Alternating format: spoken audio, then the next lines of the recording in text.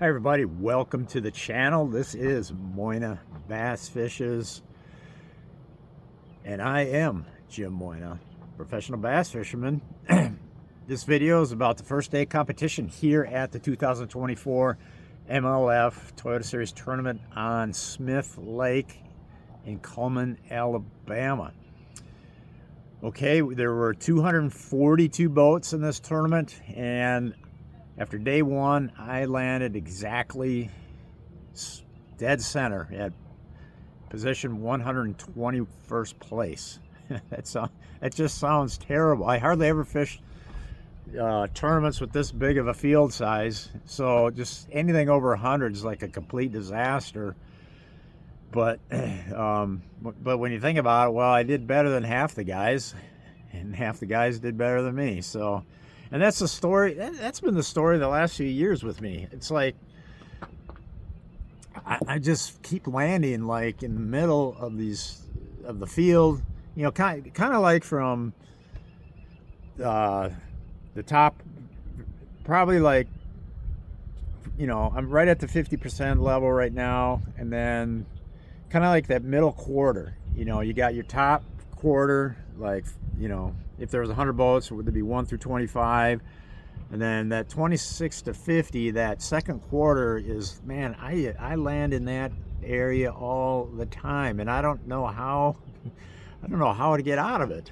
It's like catch more and bigger fish. That's how. So anyways, I caught 8 keepers today, and my strategy ended up being, I was really leery of the largemouths because I just didn't feel good about the largemouths, but that's where your kickers often come from on this lake.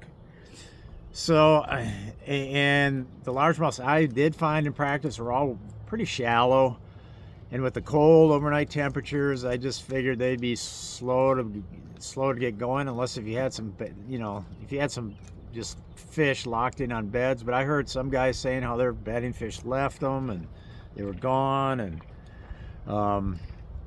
so anyhow, it just seemed a little more risky, but anything seemed risky because I had a bad practice. I really didn't catch a lot of keepers, caught a lot of fish. There's so many spotted bass out in this lake. It's crazy. I mean, forward sonar has just revealed the true numbers of fish out here, and it's a lot of interesting things that I'm learning, that I've always suspected, but I'm just learning. I mean, it's really revealed a lot of the nature of what fish do. But anyways, that's another story. Back to the tournament here. So I decided to start the day on spotted bass, hoping to catch some of those, and then switch over to largemouths later in the day after this, because we had a bluebird skies today, but really windy. Gosh, it was just super windy, which this is one lake you can hold a tournament no matter how windy it is because it's so broken up.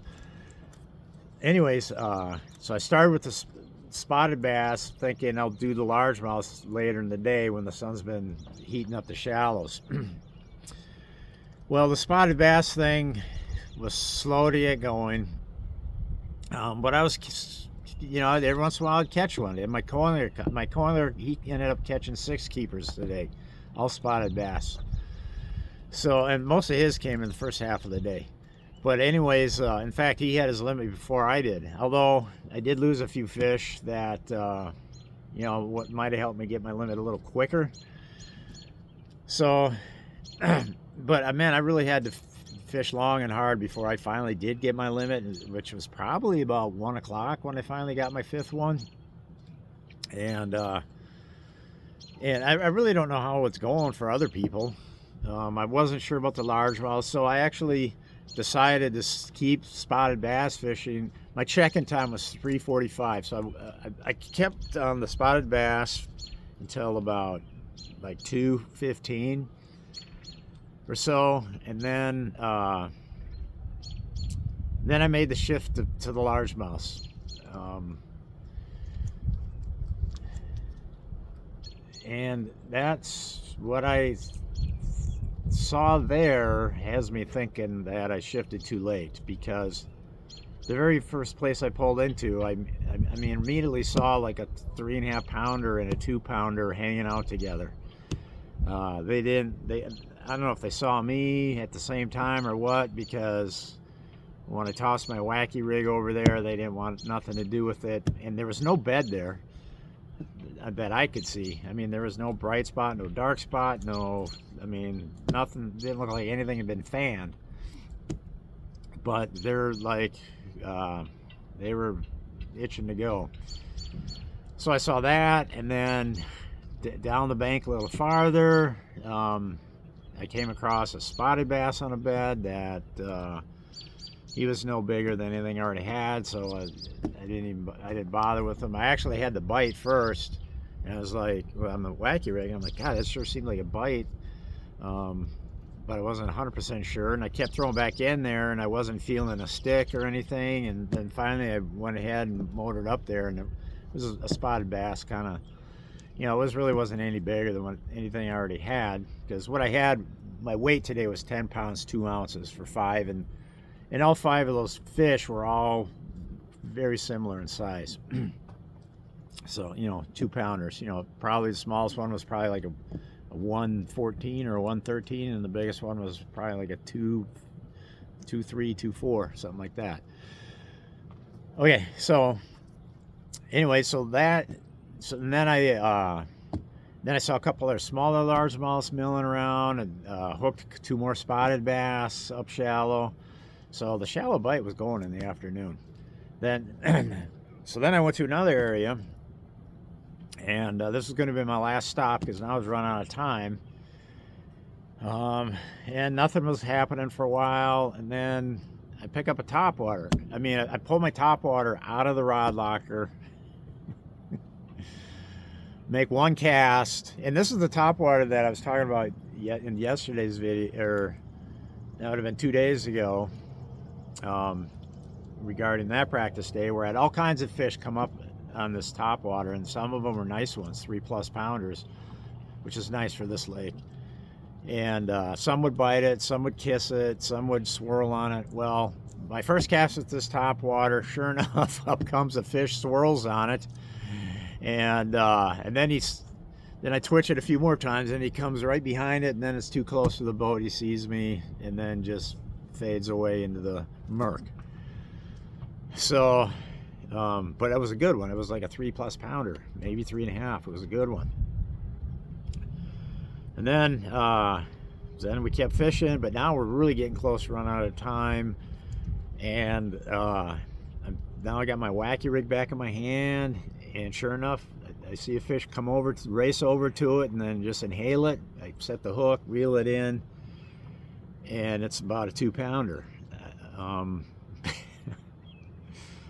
I didn't know. I mean, we literally had like 5. I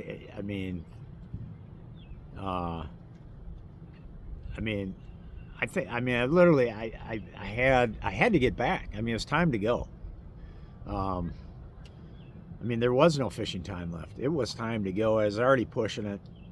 So now I have this fish that's just like the size as all the other ones. And I grabbed like 3 of them out of the live well just to eyeball them. And I'm like, you know, these are spotted bass. They're completely different shape. And this is a largemouth. It's a little bit skinny. I mean, I'm like, I don't know which one's bigger. I don't have time to pull out my balance beam and calling bobbers and all that. I just didn't have time. So I just threw that largemouth right back in the lake.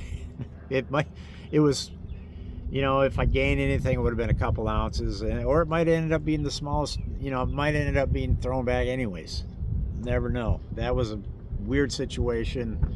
I've never really been in that situation where I caught a fish right at you know, under the gun at the end, and didn't have time to cull, to make, you know, to balance beam fish and cull. I have made calls in the past, but those have been obvious. It's like, you know, all of a sudden I catch a 4 pounder. Okay, now I can throw this 1.5 pounder back. You know, I've had that sort of thing. So yeah, so I weighed 10 pounds 2 ounces. Now that put me in, like I said, 121st place. Okay, I'm back. This I don't know what happened. Ran out of storage for this or whatever. Had to clear out some files. So now I'm recording again. Where I left off was, you know, looking at tomorrow now. So I'm in 121st place now. To get in the money, I probably got to be like, I don't even know what, with this many boats in the field, maybe 50th place is what they pay to. I don't really know. But to get there, that's right at, I mean, literally like 50th place is like literally right at about 12 pounds, which is only 2 pounds higher than me. So if I can somehow muster up like 14.5 pounds tomorrow, hey, I'm in the money. So that is the goal. And that, the more I think about that, the more I feel like the only way I can do that is if I just target those largemouths. You know, I don't know if they're going to be biting in the morning. Maybe they won't be, but unless if I just fish for just a couple hours and put a few of them spotted bass as insurance, and then go for the largemouth later. But I can't kill 3/4 or 7/8 of the day. I can't kill that much time on those spotted bass. There are big spotted bass in this lake, but the pattern that I was fishing today was not producing them. My co-angler had the biggest one of our bunch that we had. He had about a 2.5 pounder, but all our fish, I mean, it seemed like we were capped at 2.5 pounds with those fish. So I'm definitely gonna have to lean on the largemouth patterns harder tomorrow, and hopefully something goes with those things, because I need some kickers. I need, you know, I probably got to get like a couple 3.5 pounders, and yeah, because yeah, that's, I mean, that's what's got to happen. Got to have a couple of good kickers to go along with, you know, a 2 pounder at the bottom end. You know, I can weigh a 2 pounder just as long as I got a couple 3.5s and a 3, and, you know, and a 2.5, you know.